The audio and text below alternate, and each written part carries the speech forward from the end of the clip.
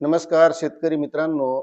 जिल्हा प्रशासन प्रत्येक जिल्ह्याची आणेवारी ही जाहीर करत असतं आणि 50% पेक्षा जर आणेवारी कमी आली तर जिल्ह्यासाठी त्या शेतकऱ्यांना वेगवेगळ्या सुविधा काय देता येतील, जिल्हा प्रशासनाकडून या गोष्टी राबवल्या जातात आणि त्या संबंधीचा अहवाल आयुक्तामार्फत शासनाकडे पाठवला जातो आणि तशीच आणेवारी ही 50% पेक्षा कमी नांदेड जिल्ह्यातील आलेली आहे.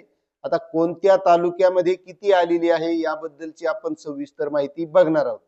तत्पूर्वी मित्रांनो, आपल्याला एक विनंती आहे, तुम्ही जर आपल्या चॅनलवर नवीन असाल तर चॅनलला सबस्क्राईब करा, व्हिडिओला लाईक करा आणि जास्तीत जास्त शेतकऱ्यांना ही माहिती शेअर करा.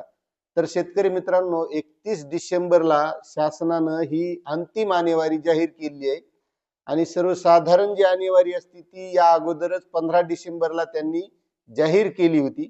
मात्र आता अंतिम आणेवारी ही 50% पैशापेक्षा कमी आलेली आहे आणि त्यामुळे या माध्यमातून शासन वेगवेगळ्या सुविधा राबवण्याचं काम करत असतं आणि यानंतर जो काही शेतकऱ्यांनी पीक विमा भरलेला असेल त्या पीक कापणीचे अहवाल येतात आणि त्यावरून शेतकऱ्यांना पीक विमा मिळण्याचा मार्ग मोकळा होत असतो.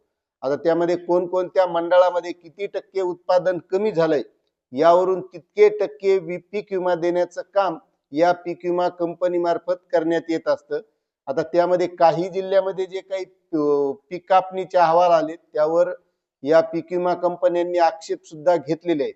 आता त्यामध्ये जी काही नांदेड जिल्ह्यातील आणेवारी आहे ती आपण सविस्तर कोणत्या तालुक्यासाठी किती आलेली आहे हे बघणार आहोत. त्यामुळे मित्रांनो, नांदेड तालुक्यामध्ये 32 पैसे आणेवारी आलेली आहे 88 गावामध्ये.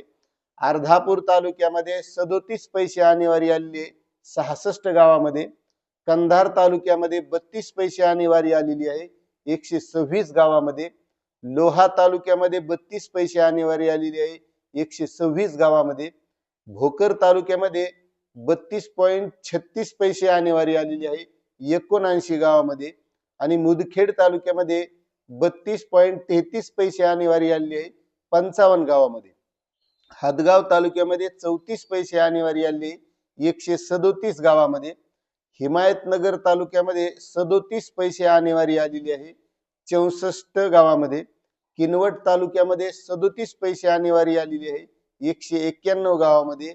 तर माहूर तालुक्यामध्ये 37 पैसे आणेवारी आलेली आहे 84 गावामध्ये आणि देगलूर तालुक्यामध्ये 36 पैसे आणेवारी आलेली आहे 108 गावामध्ये.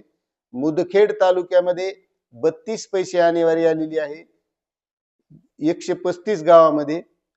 मुखेड गावामध्ये 32 पैसे आणेवारी आलेली आहे 135 गावामध्ये.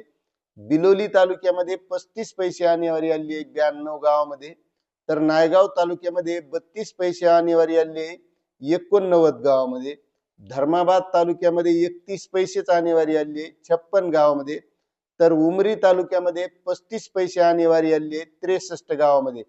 असे नांदेड तालुक्यातील 16 गावांचे नागरीकरण झाले आहे आणि यामध्ये ही जी काही आणेवारी आहे तर याची सरासरी 33.98 पैसे ही अंतिम आणेवारी जाहीर केली आहे आणि यानंतर आता पीक कापणीचे जे काही अहवाल येतील त्यावरून मग त्या शेतकऱ्यांना पीक विमा मिळण्याचा मार्ग मोकळा होईल आणि ही काही जिल्हा प्रशासनाने आणेवारी केलेली आहे जाहीर, या माध्यमातून या शेतकऱ्यांना पुन्हा काय सुविधा देतील याचा विचार जिल्हा प्रशासन करत असतं. अशी ही नांदेड जिल्ह्यातील आणेवारी आलेली आहे. आता याबद्दल तुमचं काय मत आहे नक्कीच कमेंट करा. चॅनलवर नवीन असाल तर सबस्क्राईब करा. धन्यवाद.